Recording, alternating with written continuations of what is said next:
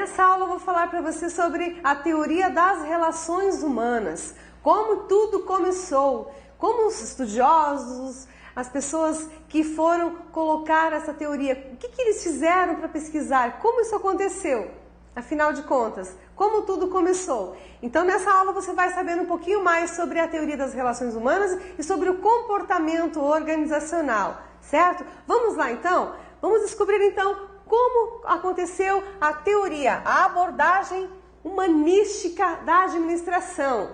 Lembre sempre, a abordagem é o que ela envolve toda a teoria humanística. Então foi através da abordagem humanística é que começou-se a perceber que por trás daquele trabalhador, que até então era visto como apenas um mero recurso de produção, agora era visto como uma pessoa atrás do trabalhador. Lá atrás daquele trabalhador existe um ser humano, cheio de sentimentos, cheio de emoções, cheio de motivações e que isso tudo impacta no comportamento organizacional e, claro, impacta diretamente na produtividade, na qualidade do que era feito, do que é feito na verdade. Então foi aqui, na abordagem das relações humanas, é que começou-se a pensar na pessoa como um ser humano de verdade, como alguém de carne e osso e não apenas como uma ferramenta, como uma peça da máquina, como era chamado até nas teorias anteriores. A abordagem das relações humanas, ela surgiu então como uma defesa, em defesa do trabalhador, contrapondo com as teorias clássicas, conhecidas como a teoria da administração geral e principalmente a teoria de Taylor, que era conhecida como uma teoria que explorava muito os trabalhadores. Então essa teoria das relações humanas, ela surgiu para verificar como era o ser humano, como eram as relações das pessoas dentro das organizações, levando em conta, então, não mais só as tarefas, que até então era verificado que tarefas e estruturas, até pela teoria do Taylor, tarefas e estrutura organizacional, teoria do Fayol. Então, agora aqui na teoria das relações humanas, enfatizava-se as relações entre as pessoas, o ser humano. Então, o foco não mais de tarefas, não mais de estrutura e foco agora o quê? Nas pessoas. Lembre-se disso para não esquecer do que é a teoria das relações humanas. A teoria das relações humanas tem alguém muito importante aqui que você precisa lembrar, decorar. Lembre sempre, é importante lembrar o santo, não só o milagre. É preciso lembrar o nome do autor, é preciso lembrar não só a teoria, não só entender a teoria, mas também saber quem fez, quem realmente colaborou com essa teoria. Elton Mayo, ele fazia pesquisas na Western Electric de Chicago, numa empresa de Chicago, no bairro de Hawthorne, conhecido como bairro de Hawthorne. Foi conhecida a experiência de Hawthorne por se tornar uma pesquisa nesse bairro de Chicago. Ele fez essa pesquisa para descobrir qual era a importância das relações humanas. O intuito dele nessa pesquisa inicialmente era descobrir se as condições, se a iluminação colocado no ambiente era adequada aos funcionários. Ele fez uma parceria com a General Electric para que ele patrocinasse as suas pesquisas, então começasse realmente a efetuá-las. Ele começou as suas pesquisas, siga comigo aqui, a partir de 1927 a 1932. Veja quanto tempo ele pesquisou. Então a experiência ficou conhecida como a experiência de Hawthorne de Elton Mayo. Elton Mayo na Western Electric Company. Quais são as fases da experiência? O que é importante lembrar?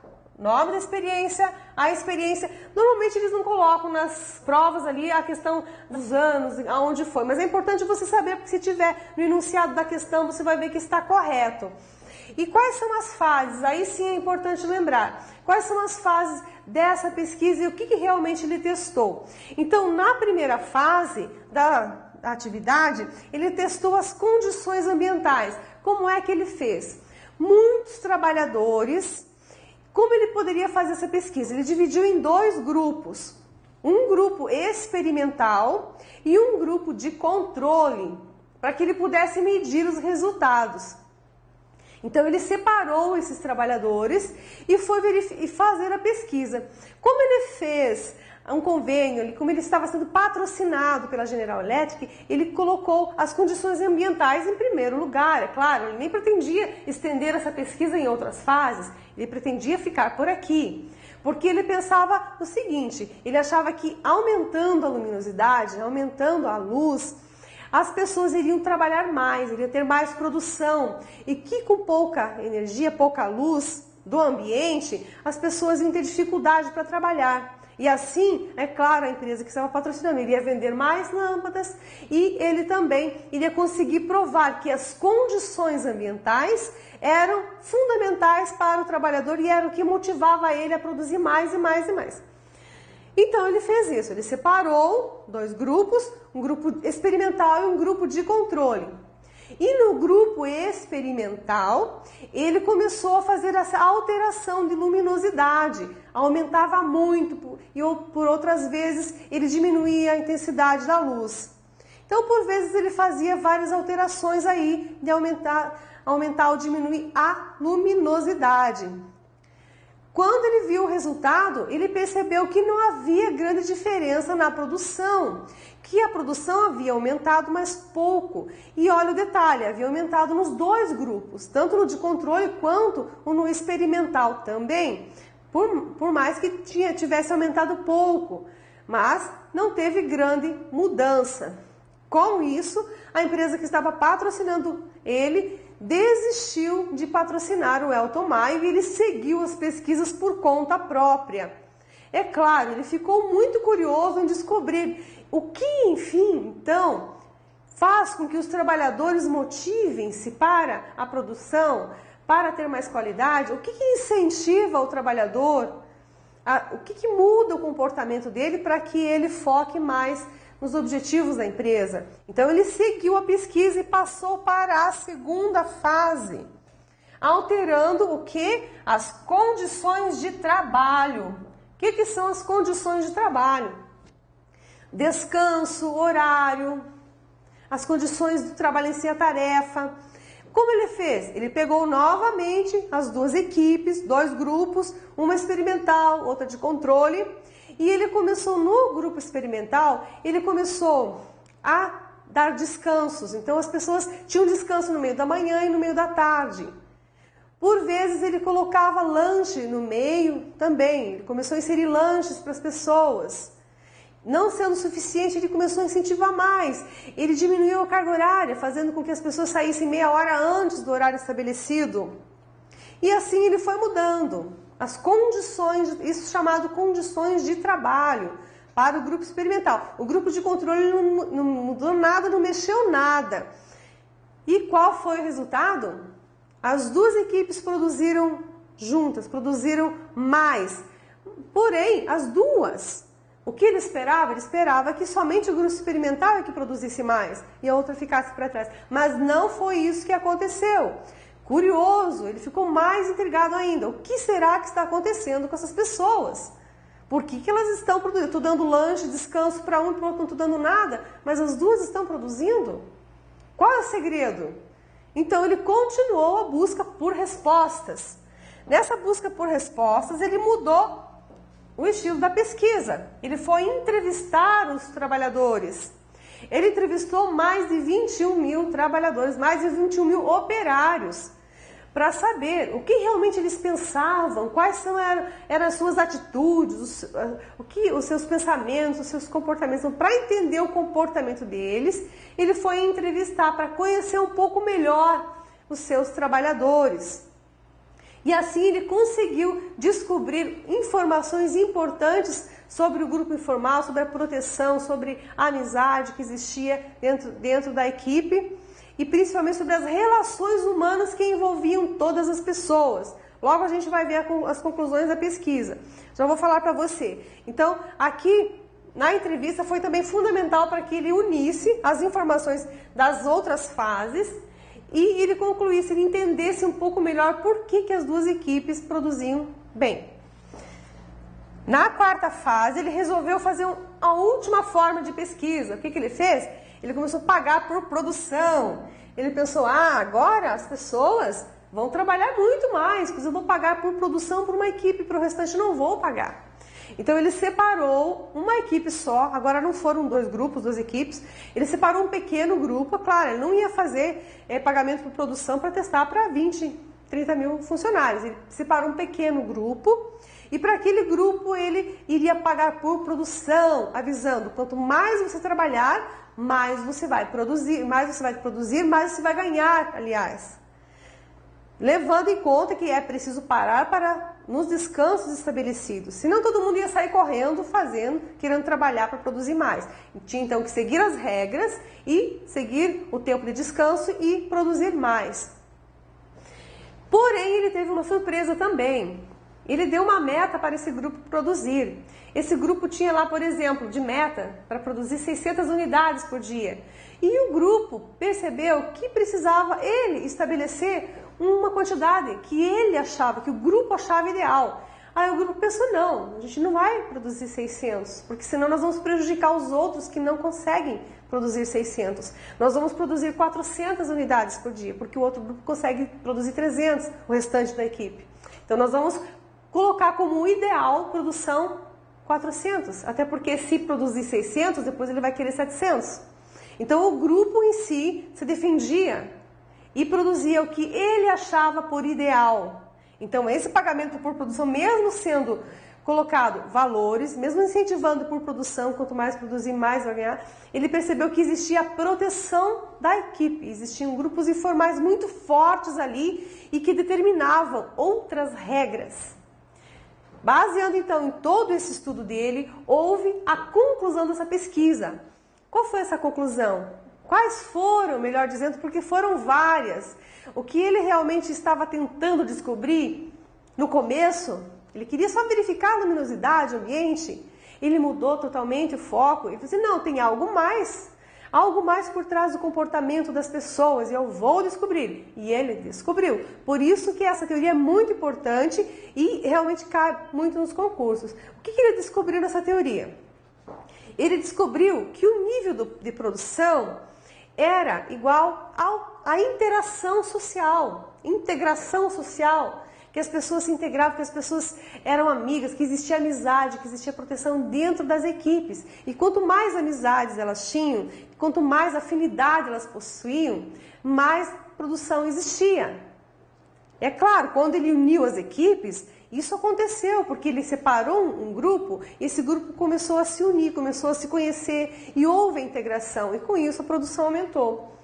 Ele descobriu que as pessoas têm um comportamento social, que as pessoas precisam de amizades, precisam se relacionar com as outras, e que esse relacionamento faz bem para as pessoas, e as pessoas se sentem mais satisfeitas e produzem mais.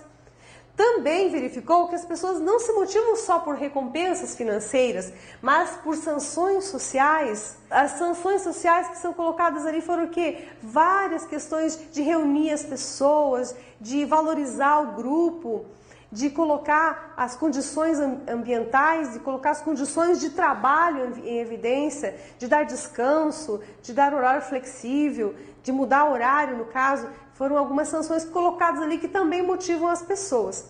Quando o Elton Maio fez ali, colocou várias pesquisas dizendo, eu vou colocar agora o descanso. Deixa eu ver se isso aqui, vamos ver se o descanso aqui motiva. Mas não é só o descanso. É o lanche? Não é só o lanche. São vários fatores. Então, não é só recompensa também, não é só dinheiro. Então, integração, comportamento social, a remuneração também é importante. E uma grande influência dos grupos informais. Grupos informais são os grupos que são feitos dentro da organização, que não estão na hierarquia, que não estão no organograma. São os grupos em que são feitos por líderes informais. O que o grupo decide? O grupo se defende, o grupo se protege. Isso são os grupos informais. E que dentro das organizações também existiam relações humanas. Não era só uma estrutura organizacional formal, não é só tarefa, não é só atividade. Por trás daquele trabalhador tem um ser humano cheio de sentimentos, de emoções. Inclusive eles deram aqui ênfase nos aspectos emocionais, justamente porque isso influencia muito o aspecto de produção e de qualidade. Se as pessoas elas estão satisfeitas com as condições ambientais e condições de trabalho com remuneração, elas produzem melhor. Foi dada uma importância muito grande também para o conteúdo do cargo. Olhem que as duas equipes produziam bem. Por quê? As pessoas se sentiam valorizadas. O conteúdo do cargo mudou, ficou mais interessante, ficou mais desafiador. Participar de uma pesquisa para os trabalhadores, nossa, era incrível. Nunca ninguém tinha feito isso antes. Aí chegou o Elton Maio chamando, olha, você vem cá, vocês vão participar de uma pesquisa. As pessoas se sentiram valorizadas com isso por estarem fazendo parte de uma pesquisa. Então isso mostrou que o conteúdo da atividade, quando ela é mais interessante, quando ela é valorizada, o trabalhador também se sente valorizado e alavanca com a produção. Isso tudo foram as conclusões da pesquisa do Elton Maio, que foram fundamentais para dar o embasamento na abordagem humanística da administração e descobrir, enfim, qual é o comportamento das pessoas. E realmente, o que é o comportamento organizacional? Veja comigo que houve, então, na sequência, a abordagem comportamental, já fundamentada na evolução da teoria das relações humanas. Então, houve a teoria das relações humanas, que foi uma evolução da abordagem clássica de administração, e em seguida houve a abordagem, depois da teoria das relações humanas, houve a abordagem comportamental, que ela em si pegou comportamento, a curiosidade de investigar o comportamento das pessoas dentro da organização. Então foi uma evolução da teoria das relações humanas. Comportamento organizacional, o que é, afinal de contas? E por que foi tão importante estudá-lo? O comportamento organizacional, ele investiga os indivíduos da organização, ele investiga os grupos da organização, ele investiga eles dentro da estrutura organizacional, dentro da empresa. Qual é a influência tanto dos indivíduos como dos grupos informais dentro da estrutura organizacional. Cuide aqui que a banca costuma colocar algumas pegadinhas, como, por exemplo, dizendo que o estudo do comportamento organizacional fundamenta-se apenas nos indivíduos. Então, isso não é verdade, porque o estudo do comportamento organizacional, ele estuda tudo, comportamento. Então, comportamento do indivíduo não é isolado. As pessoas trabalham em grupo. Não trabalha-se sozinho, por mais que você pode até trabalhar numa sala fechada, mas você trabalha com muita gente, em outras salas, em outros setores, todos com um objetivo comum. E esse objetivo comum está onde? Está na estrutura da organização, está na política da organização, está nas normas centrais, gerais, na política de comportamento, a estrutura física, o ambiente. Então, existe sim influência do indivíduo e do grupo dentro essa estrutura dentro da organização. E como se dá essa influência, afinal de contas? Então, o comportamento organizacional, o estudo do comportamento organizacional, ele veio verificar qual é a influência, como eles se influenciam. Quando você fala em indivíduo, em pessoa, única, unidade, você logo pensa, ora, as pessoas, elas já são diferentes uma das outras. E cada pessoa, ela tem comportamentos diferentes durante o dia. De manhã, você pode estar muito bem-humorado, muito contente, muito feliz. Na parte da tarde, no período da tarde, você já tem um outro comportamento, você já está mais estressado. À noite, você está diferente também. Então, você já tem um comportamento diferente, pensando individualmente, ao longo do dia. Imagina-se, então, várias pessoas juntas. E se tratando isso, então, o quê? Grupos. Então, as pessoas, elas têm grande influência, sim, na produção, na qualidade, porque elas influenciam, sim, a empresa, a organização, a atingirem os seus objetivos. E qual que era o propósito sempre fundamental? Atingir o objetivo da organização, atingir resultados. A empresa queria o quê? Resultados financeiros, é claro. Fazendo o quê? Produzindo bem, vendendo com qualidade. Então, no comportamento, no estudo do comportamento organizacional, que hoje a gente vê muito nas organizações, o que a gente vê hoje? Análise de clima organizacional, análise da cultura organizacional. Hoje é comum ter consultorias, ter empresas fazendo análises dentro da tua organização para descobrir como é o comportamento de cada funcionário, do grupo e da organização como um todo perante as atividades da empresa, perante a estrutura como um todo. O que é descobrir isso? O que é analisar o comportamento das pessoas. Existem alguns estudos que a gente pode fazer dentro do comportamento organizacional. Esses estudos envolvem conceitos de motivação, qual o poder que a liderança tem dentro da empresa. As lideranças, o estilo da liderança, se é autocrática, se é democrática, se é uma liderança participativa, ela vai influenciar muito o comportamento dos liderados, certo? Claro que vai. E a motivação, então? Cada um tem uma motivação, cada um tem um motivo para estar na empresa. E essa motivação tem que ser direcionada para o objetivo comum também, o objetivo da organização. Então, essa motivação, a liderança que é estabelecida, vai impulsionar o trabalhador ou não a alcançar os objetivos.